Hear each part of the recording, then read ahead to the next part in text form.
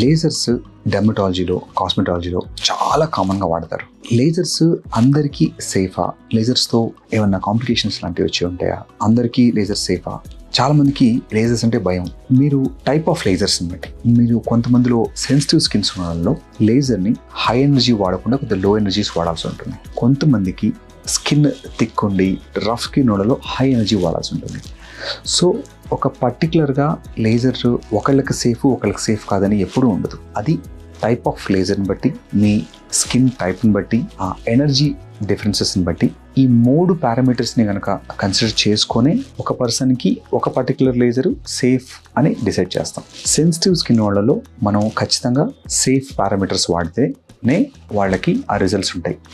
ఎక్కువ ఎనర్జీ వాడితే వాళ్ళకి స్కిన్ బర్న్ అవ్వడం కానీ, లేదంటే హైపర్ పిగ్మెంటేషన్ రావడం కానీ, ఇన్ఫ్లమేషన్ ఎక్కువ రోజులుండి ఆ రెడ్నెస్ అంతే ఉండడం కానీ, ఇలాంటి ప్రాబ్లమ్స్కి వెళ్ళే ఛాన్స్ ఉంటుంది.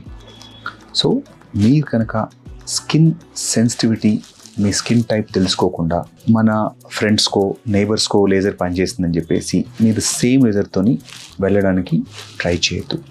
దాంతో మీరు లేనిపోని ప్రాబ్లమ్స్ని తెచ్చుకుంటారు.